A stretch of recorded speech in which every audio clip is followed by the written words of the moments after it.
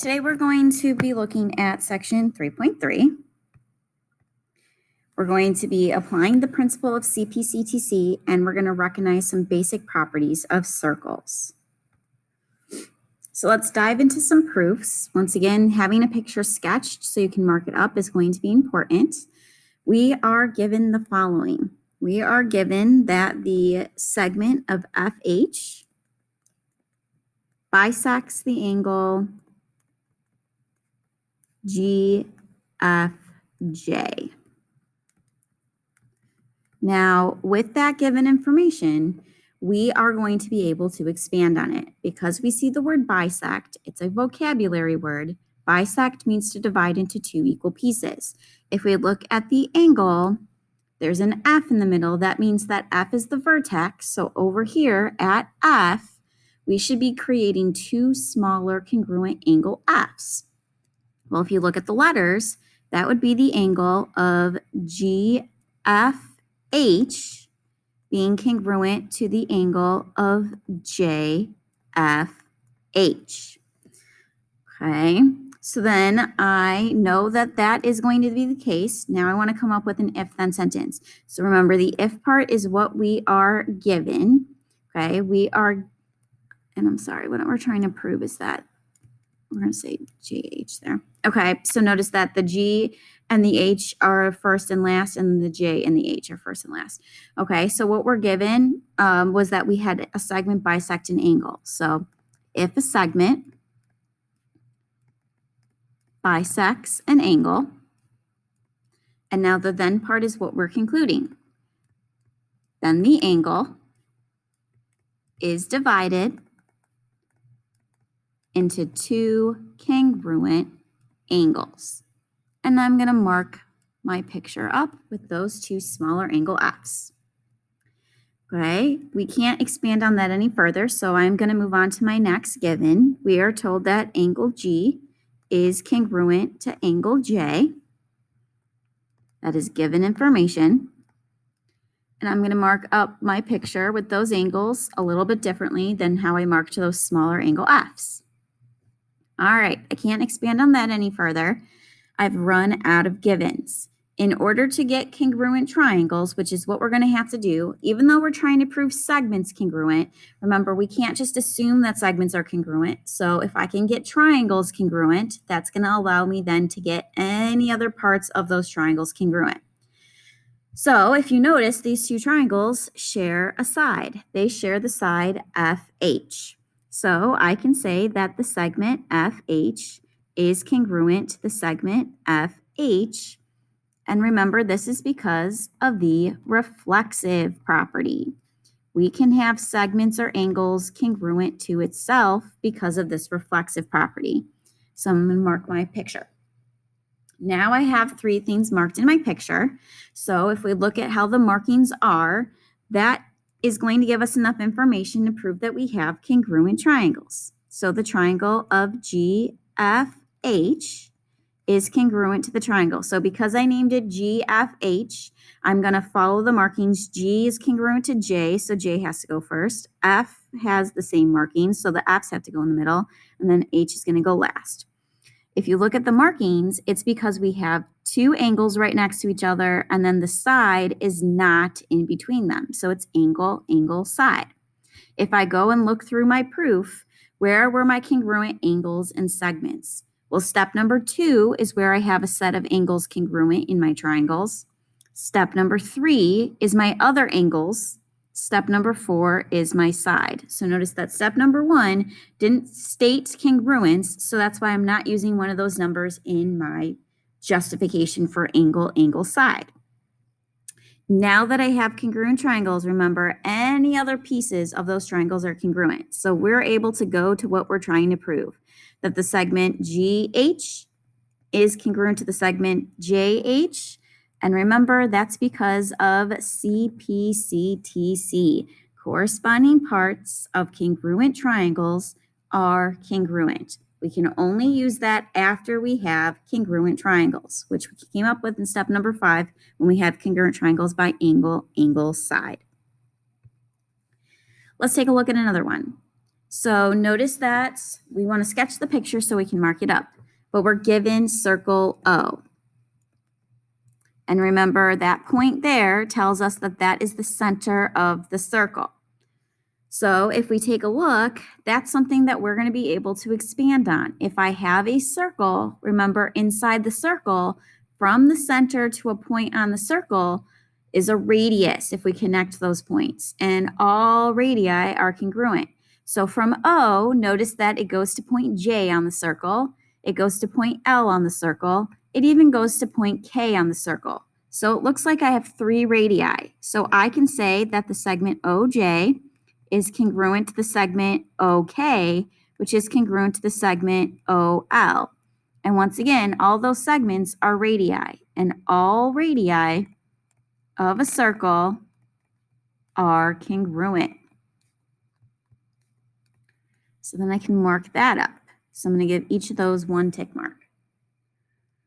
Okay, I can't expand on that any further, so I'm going to go back to my next given, that the segment KO, remember that symbol is perpendicular to the segment JL. So perpendicular is a symbol that we are going to be expanding on. It's a vocabulary word. Remember, perpendicular means that we're forming right angles. So my 4th step is to figure out where my right angles are. So I'm going to highlight it. Notice that KO is perpendicular to JL. So notice that my right angles are where they intersect. It looks like they're intersecting over here at O. So we're going to have to use 3 letters, but it looks like angle KOJ and angle KOL are right angles. And so why do I know that they're right angles? It's because if 2 segments are perpendicular, because remember that was what's given to us in this 3rd step here, if 2 segments are perpendicular, then they form right angles. And that's what we were stating in this 4th step. So I can mark those right angles. But notice that in this picture, I have 2 right angles. So that means I can continue to expand. If I have 2 right angles, I get to say that those angles are congruent. So angle KOJ is congruent to the angle KOL. And that is because if 2 angles are right angles, and notice that I know that that's given information because that was something that we stated in the step right above, that we had 2 right angles. So if 2 angles are right angles, then they are congruent.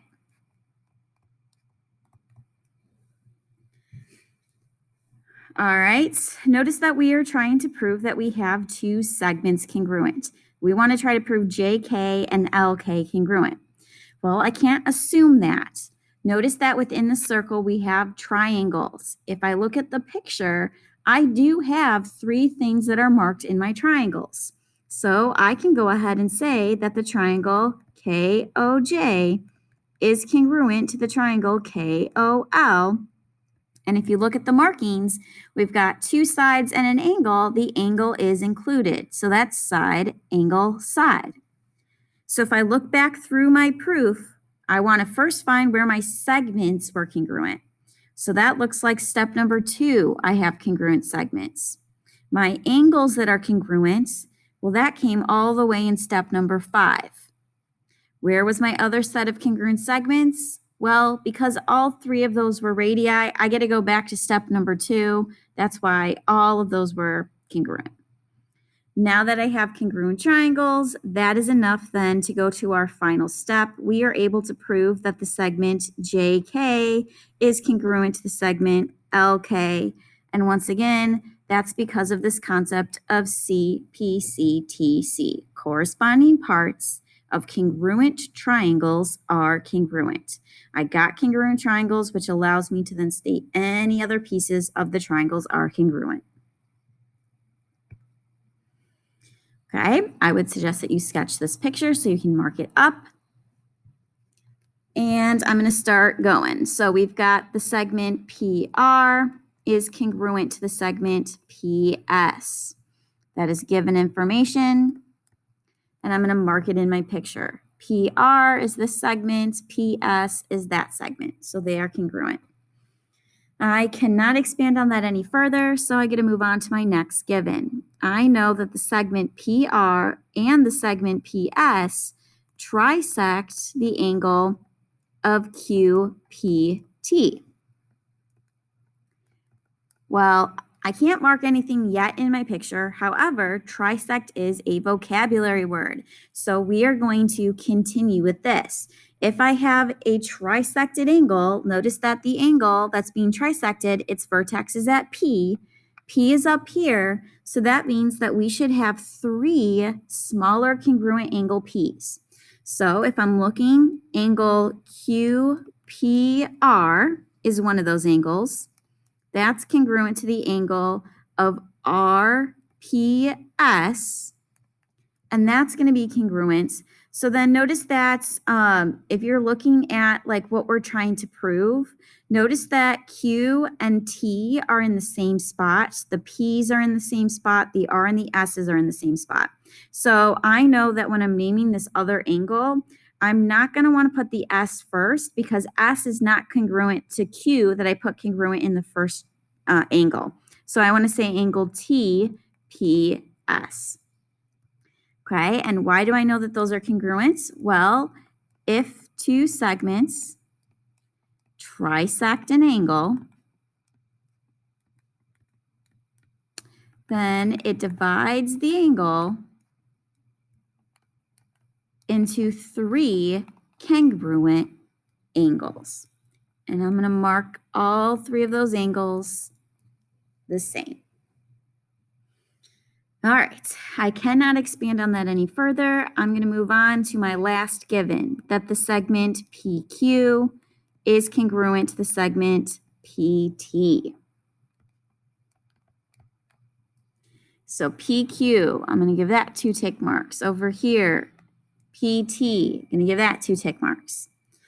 Okay, notice that we are trying to prove that the angle PRQ, so that happens to be this angle, is congruent to angle PST, which is this angle. Okay, notice that there are a lot of triangles in this picture, but since those were the angles that we are going to want to try to prove congruent, notice how that's inside this triangle on the left, and the other angle is inside this triangle here on the right. So if we can get those 2 triangles congruent, well, then we're going to be able to get our angles congruent. Notice that the triangles that I just highlighted, they have 3 markings. So I have enough information to prove that my triangles are congruent. So triangle QPR is congruent to the triangle. So I started with Q, so that means I have to start with T. P is up at the top, so is this P, and then S. So those are my 2 triangles. If you look at the markings, it looks like side, angle, side. I've got 2 sides and an angle that's included. So now if I go through my proof, notice that step number 1 is where my first set of congruent sides came from. Step number 3 is where the angles came from. Step number 4 gave me my other set of sides. But like I said, once we have congruent triangles, then any other pieces of those triangles are congruent. So we have enough now. Our 6th and final step, we know that the angle PRQ is congruent to the angle PST. And once again, it's because of that concept CPCTC. Corresponding parts of congruent triangles are congruent. I got my congruent triangles, which allowed me to prove by CPCTC. So that's us applying the principle of CPCTC and some basic properties of circles.